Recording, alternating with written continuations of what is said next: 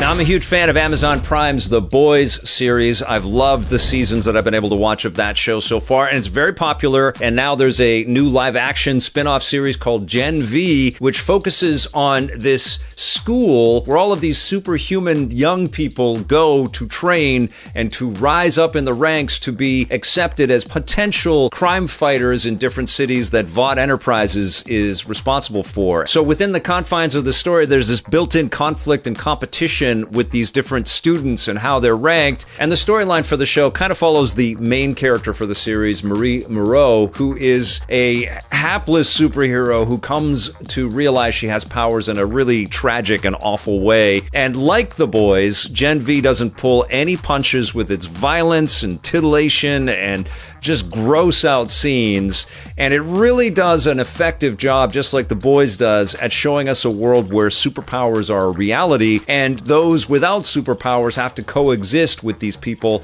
that can barely control their abilities. And right away, we're shown examples of that, but we're also teased with the idea that there might be something sinister with this school that all of these superpowered students go to, which has the nickname of God U, and we're introduced to various characters like Golden Boy, who is the school's sort of figurehead, the mascot, and he's played by Patrick Schwarzenegger, who does a very good job, by the way. Clancy Brown is in the show as well. It's wonderful to see him. And there are cameos from various Boys characters that pop in and kind of thread us to the other sort of mothership show, which is pretty fun. But this show definitely stands on its own. All of the actors are very competent. They're fun to watch. Of course, they're also hormonal teenagers. Kind of evokes a little bit of 21 Jump Street or something. Like, we get into the lives and the sex lives of these students that have superpowers, but they're also trying to figure out where they fit on the sort of morality meter and whether or not they are going to be good people, and superheroes. There's a bit of a mystery, kind of Scooby-Doo kind of vibe, like they're figuring things out.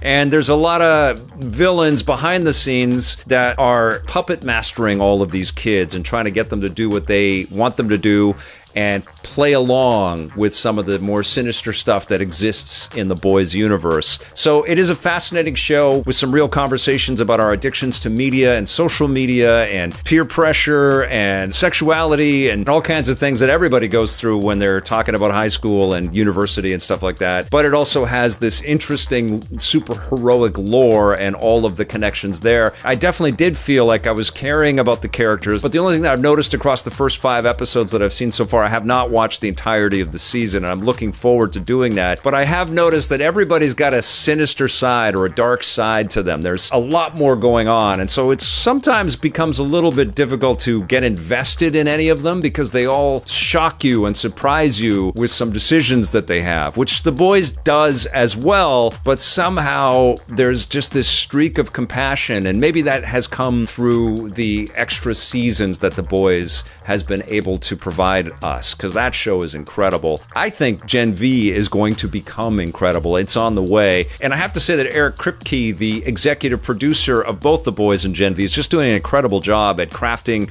this very complicated and wonderfully nuanced universe for us with all of these different superpowered individuals that, yes, parody all kinds of other superhero media that we are fans of, but in such an intelligent and humorous, darkly humorous way. And Gen V carries on that tradition in a very nice way. So I'm a fan of it. What I've seen so far, I would give an 8 out of 10 to, and I can't wait to see how this season wraps up and where The Boys is going to take us to from here.